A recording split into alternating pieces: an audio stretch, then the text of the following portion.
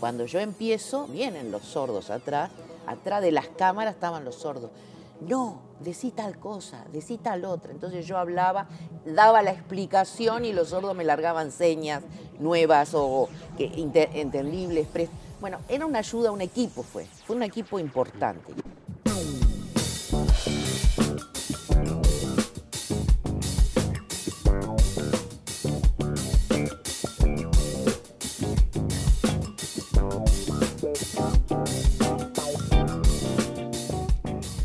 ¿Cuánta gente crees que conoce tu voz antes de hoy? Porque muchos conocen tu cara, saben que haces lengua de señas. Pero tu voz, ¿cuántas la conocen? Yo creo que bastantes personas sí la conocen, otras no. Yo no digo que toda la población, pero otras no. Digo, no te olvides que yo trabajo en el Poder Judicial en todo el país. He trabajado formando gente, hablando con los padres de todo el país. Digo, esa gente, ese núcleo de gente, sí conoce mi voz, que bastante fuerte. Pero la mayoría lo que conocen es tu cara y tu gestualidad. Sí, la mayoría conocen. De hecho, en tipo broma me dicen la muda. Claro, porque no escuchan mi voz, pero yo hablo demasiado. Sí, Sos es verdad. hablante natural de lengua de señas. Sí. ¿Qué quiere decir ser hablante natural? Bueno, hablante natural, o sea, a ver, yo tengo padres sordos, ¿sí? Mis padres... ¿Sordo es sordomudo o solamente sordo? A ver, también está eso del sordo y sordomudo. Médicamente, o sea, clínicamente, los sordos, sus cuerdas vocales las tienen intactas, o sea, no son mudos.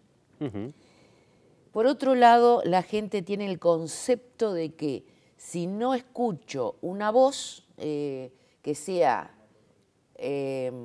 vocal, hablando, entonces muda. De hecho es muda.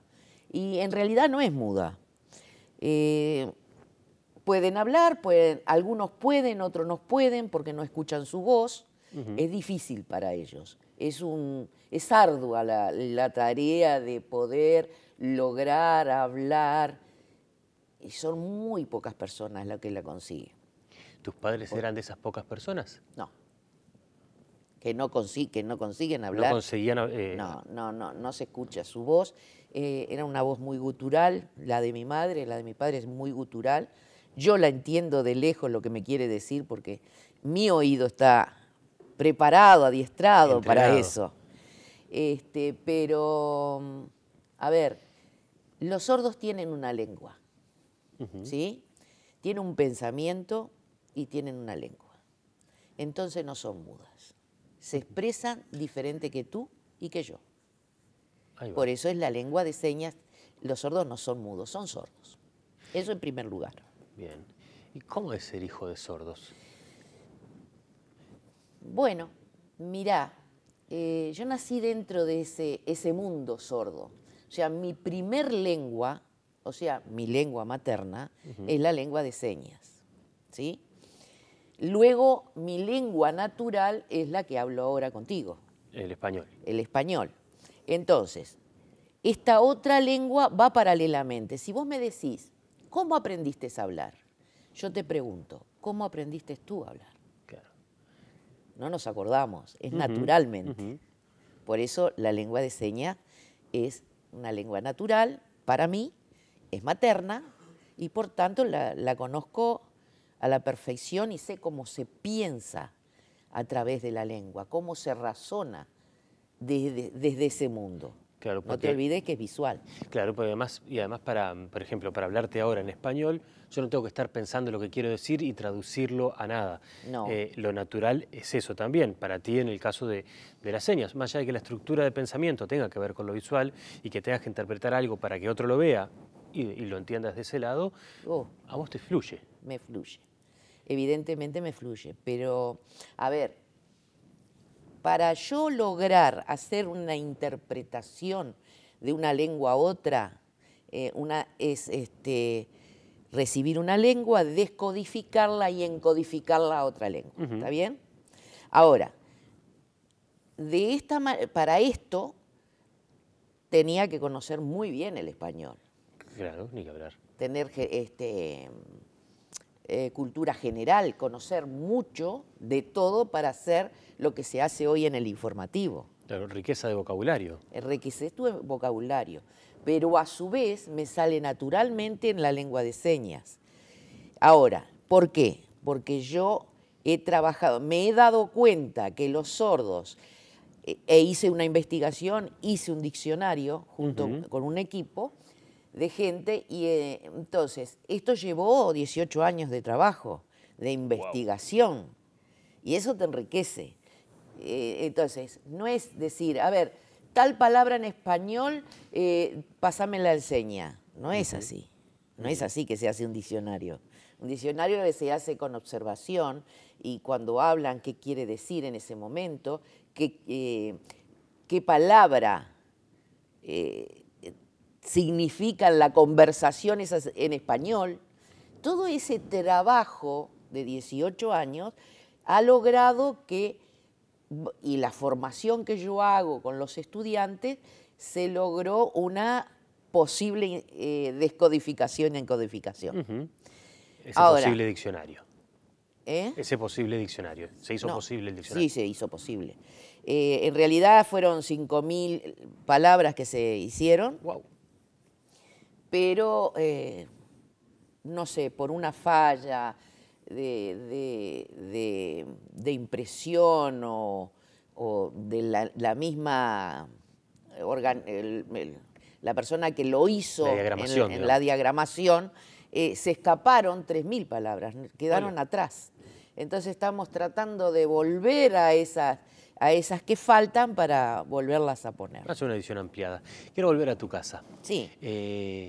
Con 3 años, por ejemplo, tenías que ir a un bar en la esquina donde vivías a que el trabajo de tu padre mandara un visitador médico. Suena mucha presión para una niña. ¿Cómo vivías esas cosas? Supongo que sí, pero para mí era una diversión, supongo yo, me imagino. A mí me quedó grabado esa situación por el hecho de que me costó.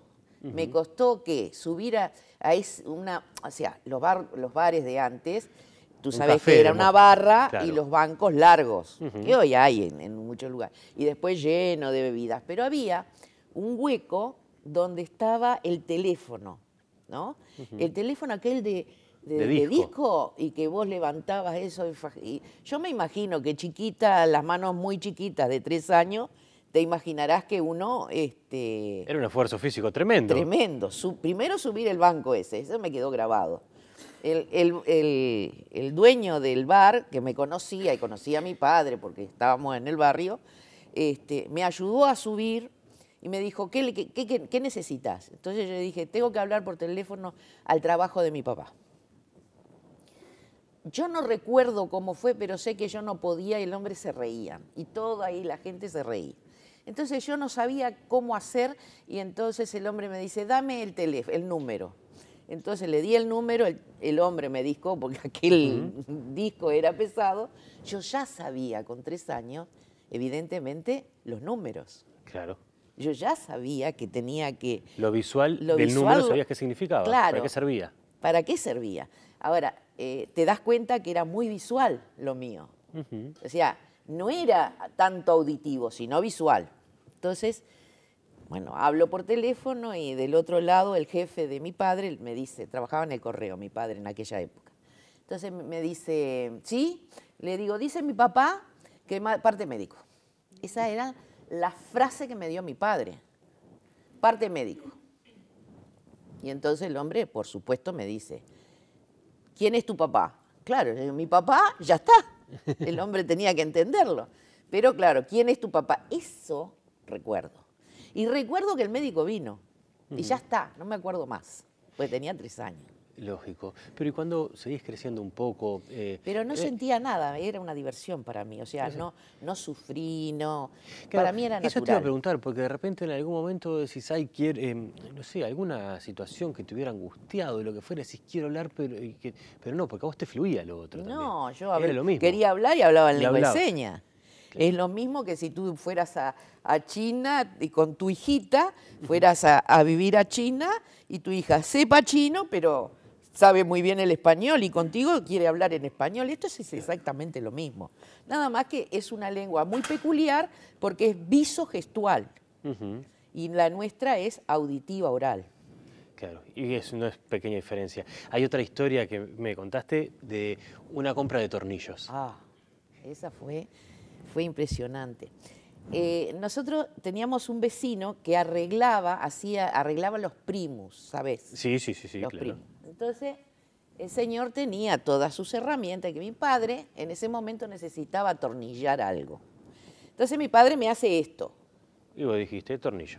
Y me dice tornillo. No, mi papá me dice tornillo. Y yo, como dijo tornillo, fui muy campante a la casa del señor y le digo, mi papá necesita un tornillo. ¿Qué tamaño? ¿Grande, chico? Ah, volví otra vez y le digo a mi papá, ¿qué es grande, chico? ¿Qué es? No, me dice, es tornillo. Ah, es tornillo. Entonces me fui y le dije, es tornillo. Sí, pero ¿de qué tamaño? Entonces le digo, a ver, es algo que es un fierro, o sea, tenía que explicarle al hombre para que el hombre me diera el nombre Le real. tenías que hacer una descripción gráfica. Claro, una descripción gráfica. Yo describía las cosas. Entonces, esa persona me dijo, pero eso se llama destornillador. Ah, eso es lo que quiere mi papá. Y voy y le digo a mi papá, se llama destornillador. Mala, ¿no? Tú no sabes. Entonces mi padre lo que me dijo fue lo siguiente, muy sabio. Me dijo, tú sabes español, yo sé lengua de señas. Yo te corrijo lengua de señas, tú me corregís el español. Y me lo tomó y siguió. Era eso. Y te puso a la par también. Sí. Yo te corrijo, pero tú me corregiste, ¿te igualó? Sí, me igualó, obviamente. Cuando era chica, mi padre a los 3 años agarraba el diario y me decía, me enseñó las letras y después me decía, lee, a ver qué dice. Y yo leía las palabras pero después, me acuerdo del hecho. Fíjate que hoy de adulta me doy cuenta que cómo yo voy a entender, 3, 4 años, una frase en español, periodístico, de adulto. ¿Cómo yo voy a entender eso? Pero mi padre pensaba que yo, por ser oyente, porque yo oía, tenía que saberlo. Y esa responsabilidad me la puso encima. Mira. Entonces, ese diario, esa palabra que había, no me acuerdo qué palabra era, me dijo, ¿cómo es que no sabes? Y yo quedé asustadísima, ¿cómo yo no sé esa palabra? Y me fui, me levanté, mi padre, no puede ser, como, oís y no sabes esa palabra. Qué bárbaro. Entonces fui a la casa de una vecina y le preguntó, ¿qué quiere decir tal palabra? Y entonces me queda mirando, ¿y dónde viste esa palabra? Claro, le llamaba la atención que una niña tan chica le pudiera preguntar esas palabras tan difíciles. Entonces me explicaba. Y yo vine corriendo, le digo, ya sé lo que significa. Y entonces le explicaba a mi papá. Y ya de paso mi padre aprendía, porque cuando la educación de los sordos era oralista, o sea, le pegaban en las manos, no le permitían hablar por señas a los sordos. Era todo, tenían que hablar. Ahora, ¿qué es lo que entendían? Nada. Claro. Absolutamente nada. Ellos siempre fueron tan inteligentes, la comunidad sorda, que creó una lengua, que no se la permitieron y fue clandestina y siguió creciendo esa lengua. Entonces, claro, ¿qué sabía? Yo conozco sordos que te dicen, Europa, ¿te fuiste a Argentina? Ah, te fuiste a Europa.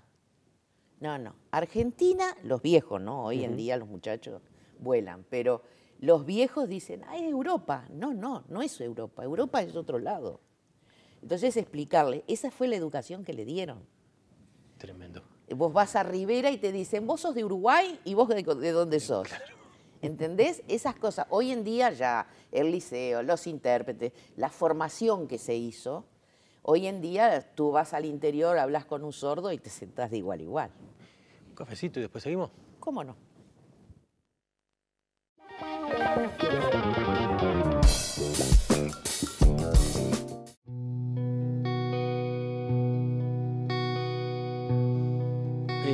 El primer informativo que tuviste que interpretar o traducir, corregime el término, Tenías 11 años.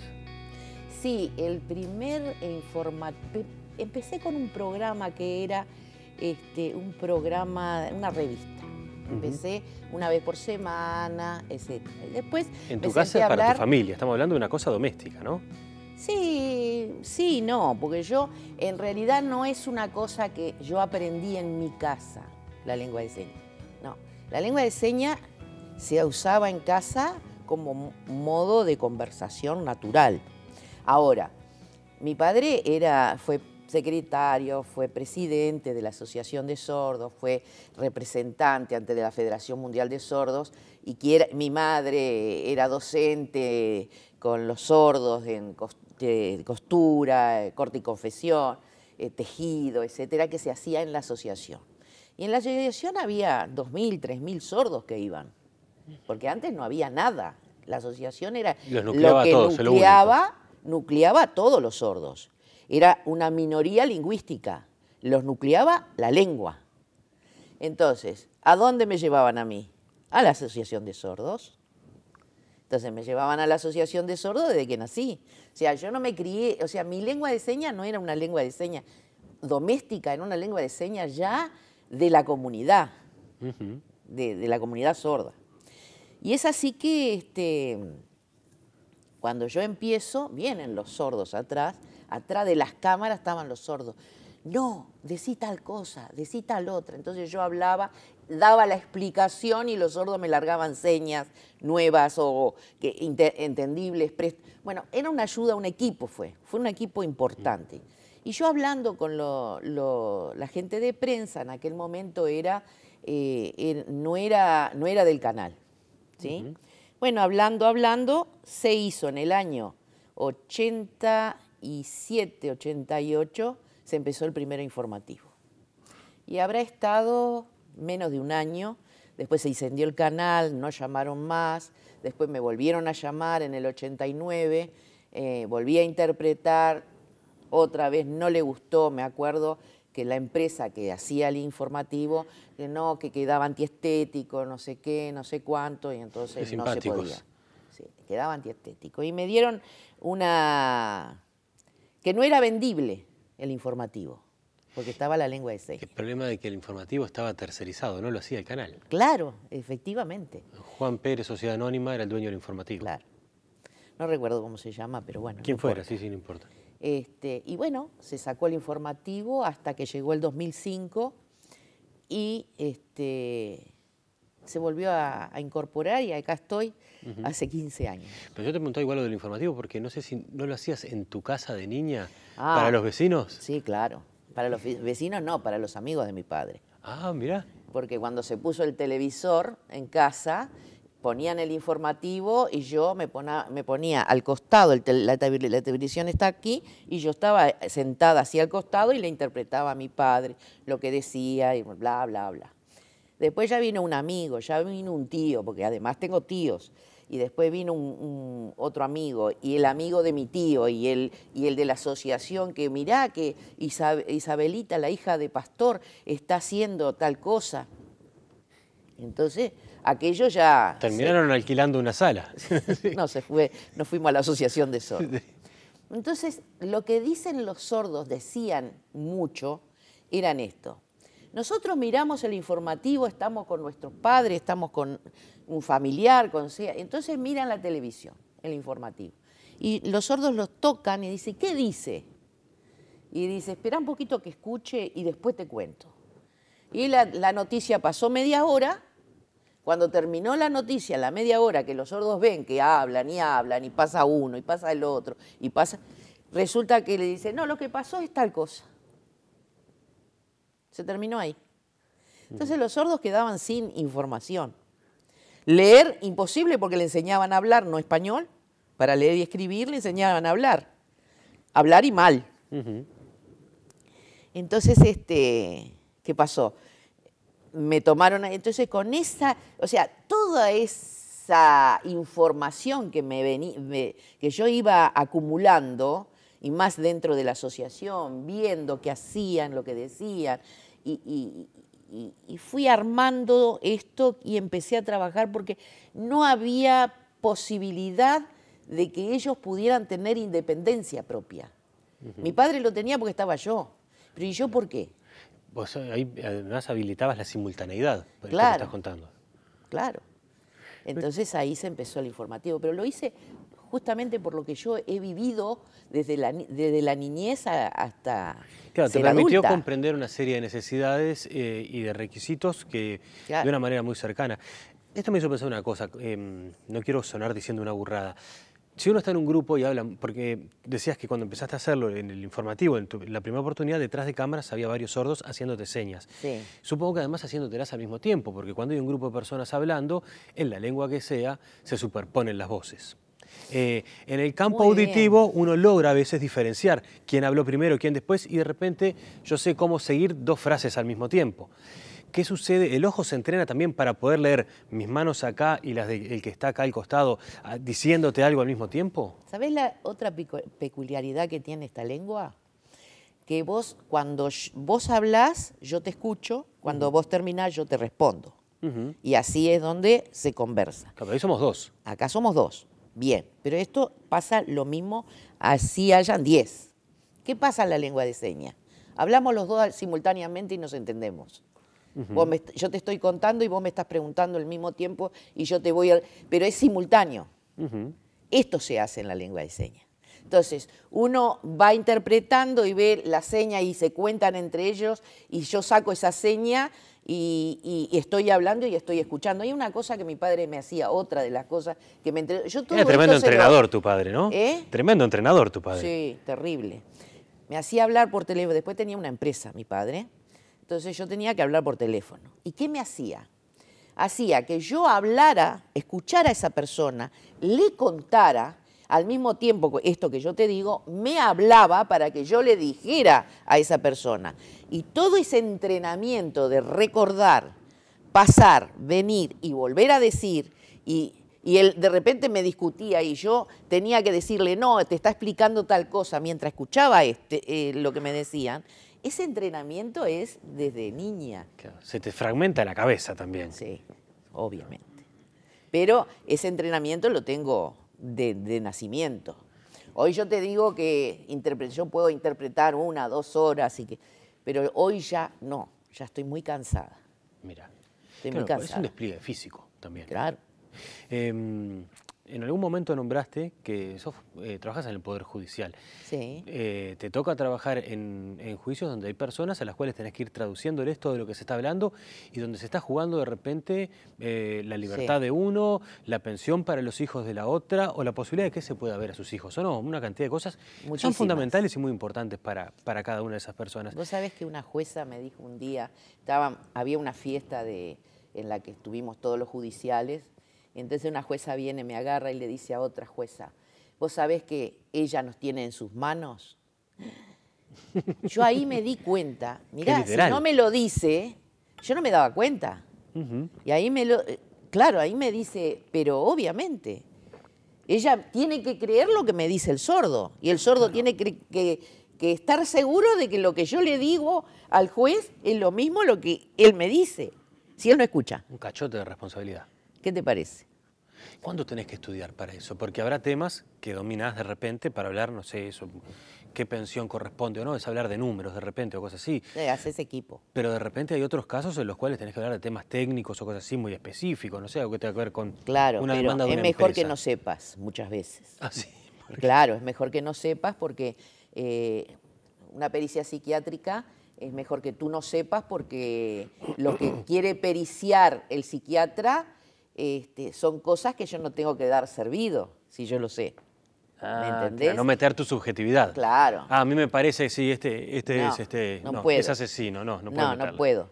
Ahora, yo doy todas las posibilidades para que se entiendan, con mecanismos, herramientas que pueda tener yo, entonces para que se entiendan, pero no te olvides que está el lenguaje no verbal. El lenguaje no verbal también influye y mucho. Claro. Entonces, obviamente, pero es una gran responsabilidad.